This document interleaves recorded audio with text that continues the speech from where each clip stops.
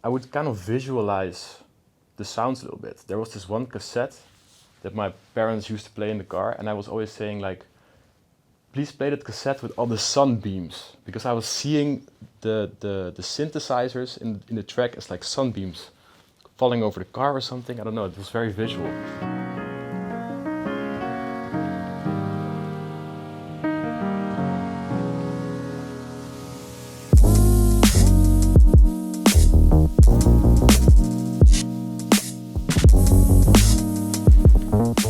My name is Glimlip.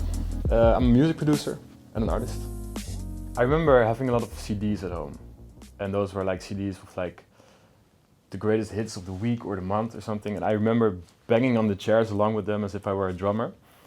And I think my parents got pretty annoyed at that, so pretty soon they tricked me into getting a drum lesson, but didn't turn out that well for them because the first instrument I purchased was a drum kit. Yeah, I remember just really loving listening to all these different songs and just trying to figure out the rhythms. And I also remember that I would kind of visualize the sounds a little bit. There was this one cassette that my parents used to play in the car, and I was always saying like, please play that cassette with all the sunbeams, because I was seeing the synthesizers in the track as like sunbeams falling over the car or something. I don't know, it was very visual. And I lost that a little bit along the way, but I still remember that very vividly. One day, I was probably around 16 years old, a friend of my sister came over and he showed us a track he made. It was a beat that he made for a rapper, and I was just astonished. I was like, how can you possibly make something like that? This guy's like 2 years older than me. If he can do it, I should be able to do it too. And I got in touch with him and he showed me Ableton, this music production software that I still use till this day. And that's where the whole obsession kind of started, making those electronic sounds that I really couldn't understand. I was eventually so obsessed with becoming great at music production that I would have the schedule for myself. Every hour of the day was planned into like blocks of like, watch this video now and then try it out an hour after, and playing piano for 1 hour. But I also went to a music production school for a year. Yeah. J Dilla was the pioneer when it comes to the hip-hop drums, basically, and the beats.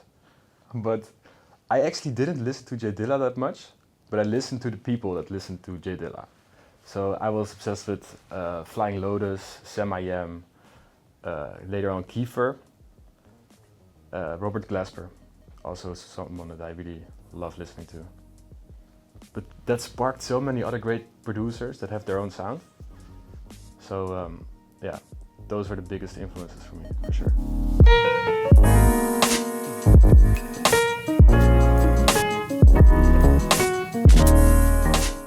At one point people were saying to me, when they hear my beats online, they immediately recognize it's me. And I was surprised by that because I didn't feel like I had a certain sound. But I think if you just start growing your template where you make your music in, you start to go to the same sounds and start to develop your own sounds that you like, because you go back to the sounds that you love again and again. And by doing so, you really create this repertoire of like a certain sound that is now your sound, I guess. I think consistency is the most important thing. Just staying consistent so people will know that you're going to release music. Yeah, it's always difficult, you know, especially in this day and age where the attention span is so low. But I used to make a lot of beat videos. So I would post videos on Instagram playing some elements of the beats that I produced live.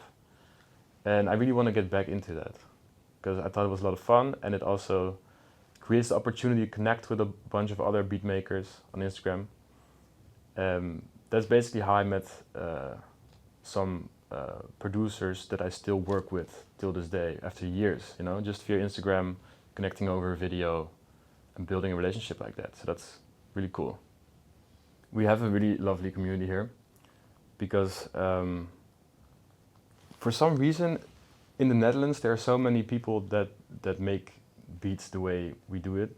It's a big scene of people coming from, you know, either a background in music or just a fascination for music, who just decided one day that they want to make music their thing, you know?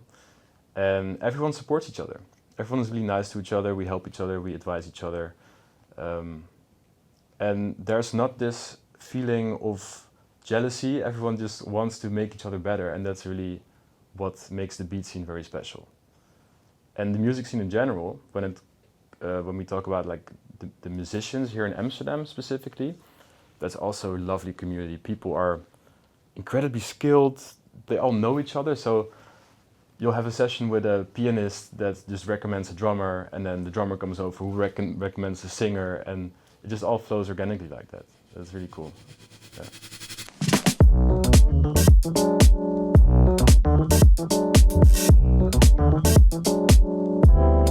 I might have been the first person from the Amsterdam or the Netherlands, the Dutch beat scene, that got in touch with Rod, because a friend of mine was visiting him in the States. He was not really making the music that I'm making, but he knew Rod through his mother, I suppose. He was playing my beats in his car, and then Rod was like, "Oh, what's this?"